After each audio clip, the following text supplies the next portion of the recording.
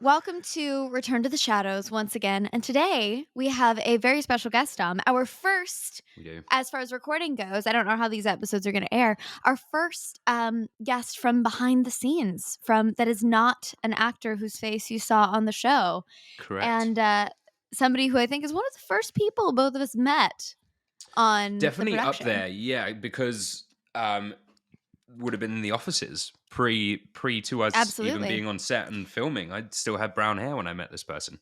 Without further ado, Taylor Mallory. Hello, my love. How are Hello. you? Whoa, this is so weird to have these headphones on. Whoa, I've never done this. Welcome. We've Clearly behind the barely scenes done person. this, so we're still learning as well. So thank you for being here, and thank you for bearing with us, and welcome to Return to the Shadows. Why, thank you. I listened to the first 2 episodes and they were very nostalgic for me. Great. I Well, miss you guys. good. I know we miss you too, and this is the thing. This is what's been so wonderful about all of this is I think particularly for folks like us who are so young and it was kind of one of our first major jobs. This was such a transformative experience and kind of shaped us both personally and professionally into who we are as artists. And I know for you, you were one of the first people that Dom and I met in this. I think you were literally the first person who spoke to me in the office when I walked in for my first audition. And you've been such an instrumental part of this, and knowing that you're a fan of the books and coming in as this encyclopedia to the writers' room, as it were. You were really high on our priority list of people to bring on and pick your brain for a few minutes. Aw, So thanks, why guys. don't you, Taylor? Why I don't you mean, you kind start? of have surpassed me with the Sorry, expertise. go ahead. Oh, sorry, Dom. I don't know if there's a delay. Sometimes I was just I'm gonna in say, I the feel like UK. Kat and Alberto have There's a Oh, delay. Yeah, Dom is across the pond currently. Yeah. that was excellent. We're just across I the was just gonna say 405. that I feel like, yeah, exactly. Kat and Alberto, basically, you guys have given me a run for my money. As far as expertise goes, I would like come to set to explain something, and you'd already know the answer most of the time. So, But that's what's great yeah, about book these expert. books is that we some of us read them, some of us didn't, and even those of us that read them, reading a book is such a personal experience, and it's such a so much of your own imagination feeds into it, and that's something that I think you guys in the writers' room did such a beautiful job at balancing, is creating an experience that would be fresh and new and exciting and suspenseful, both for people who knew the books cover to cover and people who had never opened them at all. And, so tell us a little bit about, you know, your experience coming to the show. But first of all, why did you want to become a writer and how did you end up as a TV writer and sort of, that whole process creatively of how you found your way into this wonderful shadow world that we love? It's all kind of bizarrely connected. I think I've told you this, Kat, but I don't know if Dom knows. When I was in middle school and elementary school, I was a big theater kid. And so that's one side of why I wanted to get into writing. When you do theater, you get exposed to all the best material, Tony Hmm. Award winning musicals, really, really great scripts. So I was a theater kid all throughout my childhood. When I graduated from college, I started working for an agency pretty quickly, and my boss was married to Margot Cluens, who is an executive No producer on way, Shadowhunters. huh? So Stop it. yes. So she was not working in television at all at the time when I started that desk. Her husband is an incredible, lovely French man who represents like exclusively foreign film directors. So I didn't think that was Wow. going to connect me to television at all. Um, and so I just became friends with Margot. She would call and we'd just chat. She'd be like, "Hey, how you doing? Like, how's my husband treating you?" And we became like really good buddies to the point that when she like went abroad, I remember one time she brought me back macaroons from Paris. Like, I Aw. was Wow. smitten with this woman. So How can you not be then she smitten was with Margot developing. Cluens? I mean, She's so cool. she's just so I love that cool. we have like the matching deep voices. We would like deep voice at each other. Yeah. So she's got like a very cool vibe that I aspire to. So when I saw just randomly that the company she was working for was working with Cassie Clare, and I put together that they had done the Shadowhunters movie. So I just casually was like, by the way, I love those books. Like, congratulations. It's so cool you're working with this author. She's kind of the reason one of the reasons I wanted to be a writer. And Marco was like, funny you say that. I know you want to work in TV. I'm developing a Shadowhunters television show. So if anything happens, I'll put your resume in. And then she did. So I was one of the first people to meet with Ed. And, Wow. credit to him too. I You were very quickly became a book overqualified, expert like in right that. at the beginning. For those who don't know, Ed Decter was the creator of the show, the brainchild behind the show, and our original showrunner before it changed hands in season 2. So that was Ed that we were just referencing. Taylor, He's the one reason we're thing that all I here. want And I to heard this all is three of us. one thing that I want to Go ask, ahead, Dom. that I think it would be an interesting perspective from someone like you, especially for so many of the listeners who were book fans originally. What did you feel the first day you walked on set and you saw these images, these people that you'd read, that you enjoyed the stories of, you knew what their journey is going to be, sort of vaguely. What was your feeling? How did that sort of evolve inside you when you first saw everything that you'd read about? Well, I didn't step onto set until like a year plus after I started working on the show. So I think my first experience was watching the dailies, Oh wow. which are like for the listeners, the raw footage from like a day of filming. So which includes like many takes of the same scenes. and all of our Um, shenanigans. Yeah. yeah, exactly. So I feel like what was weird was when I saw the footage, I was so excited because the Institute especially is one of those like really special visuals. When you Yeah. see that place come together, that's really the most unique, I think, set piece of our show. Stepping onto it in real life was the first time that happened because you guys are in Toronto and I was an assistant.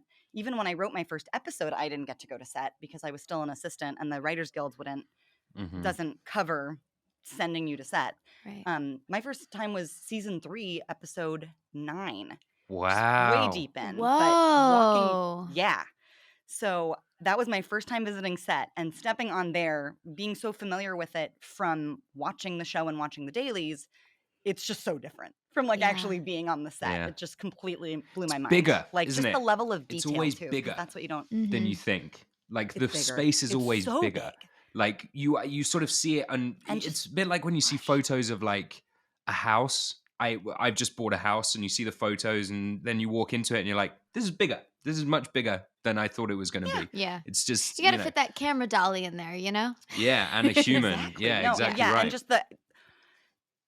Yeah. just I remember going up to like the random screens that are in the Institute and like seeing the level of someone had to program every single symbol on there. And I was just Mhm. having fun playing with it and looking at it. And also the first time I went to set, I had the luxury of my sister and my mom and my sister's baby came to set That's Oh to yeah. right. visit. I And so remember that. it was so cute. So they were kind of wandering around and they were like thinking I was some sort of expert. So I was kind of faking like, yeah, This is where we do this is this, set, and this is where guys. we I do this. know That's what exactly. I do when people come to set. They're like, "What's this thing?" And I'm like, "Oh, that's Yeah. a thingamajig that we use for jerry rigging the flim flam." I don't fucking know what that is or what Yeah. it does. I We mean, know stop asking me nothing. questions. We just I don't stand on the know. tape and say the words. But what's crazier actually, I think, because I'd known what the look of the show was. The sets were gorgeous, and that was striking to me. But I think what struck me by far the most was how many human beings were on set. Yeah. Mhm. Because you as a writer are in a room with like 10 people tops, and you're creating all the ideas behind the show, but you don't really internalize until you're there that there are hundreds of people putting together every element of Yeah. what you've written. Like some random prop that you've described, there's a guy who spent like 2 days making that prop. Hmm. It's like And then a team of people who wild are to me. So that was responsible for like you the holding it in one hit. hand and it being in your holster and like how it works and whatever. Yeah. So I describe sets very often as 20 teams of 10 people.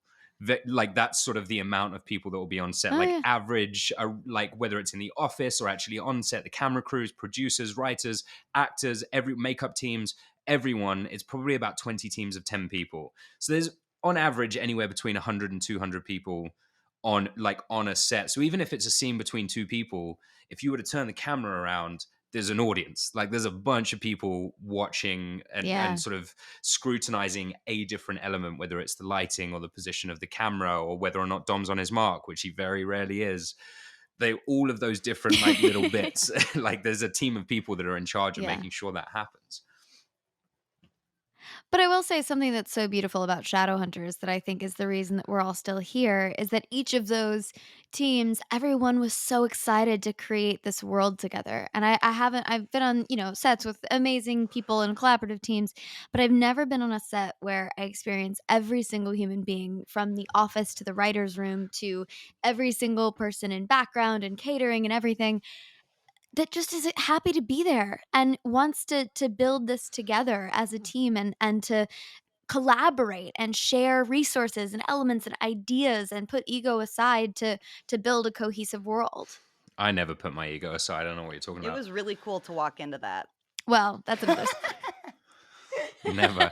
Taylor, But I have a I question for you. And this is fun because you're our first sort of behind the scenes person to come in. And I think I'm going to make this a thing. I'm going to yeah. ask everyone, what is your favorite episode and why? ooh, it can be one you wrote So funny. because It can Okay, good, obviously be because it's one you probably wrote. going to be Yeah, one I wrote. yeah.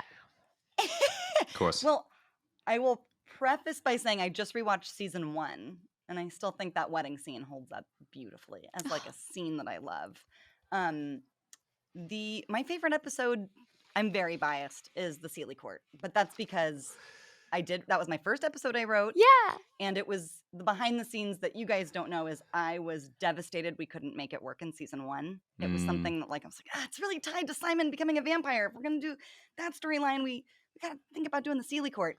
And it just didn't fit in season Mhm. 1. Like the way that things had been restructured, it really didn't make sense to kind of wedge it in. Yeah. And I'm so glad that that decision was made because I think it fit better where it went. Mhm. Because we got to spend time with Simon and Clary in a You couple, get to, you Yeah. know what's and interesting like about these really build that up. scenes when you get them, when we get to experience them, because we read them obviously, and there's a whole,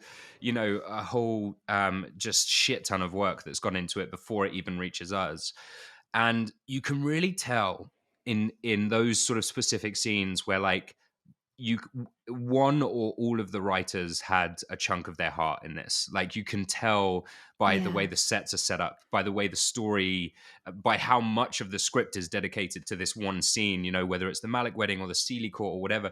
We knew that this was going to be a special one. This is one of the ones that like Yeah. people have really put their heart and soul into putting this together, all the way from the early conception of the idea all the way through the sets being built, through the special effects. Like we had those things around our neck. Do you remember those, the like Oh, I thorny remember. The things vines? strangling us, Yeah. the vines? What are they called? Vitus veritas? That's what they're Vitus called. Yeah, Veritas. look Oh at yeah. you, Dom. That's Bravo. right. And see, this is something that being one of the ones that read the books, I know Alberto and I were just there. There are certain scenes that, having read the books, I was so excited to play out. And that was the Sealy Court, that was Lake Lynn, it was Bone Chandelier, it was like the Jason Clary meeting for the first time. All of these, at Finding the Cup, all of these elements that you go through time and time again and get to see. You experience it reading the book, and you just imagine it in your head, and having met all the cast, you have an image of it, and you just know it's going to be special. And there are these moments that are your favorites from a book that you actually get to live out and experience as a character and as a person.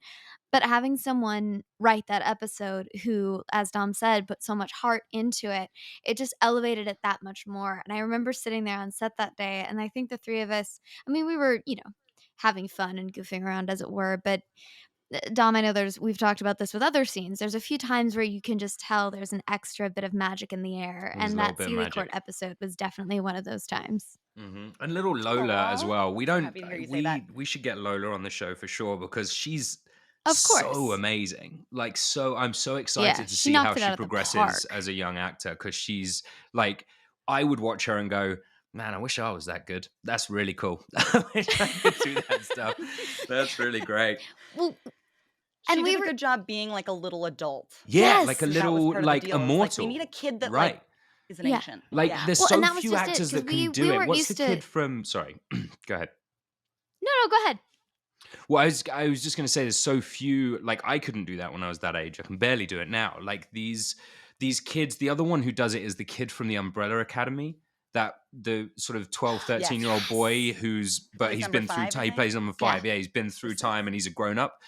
It blows my mind where I'm like, I just now know how to be a grown up, barely.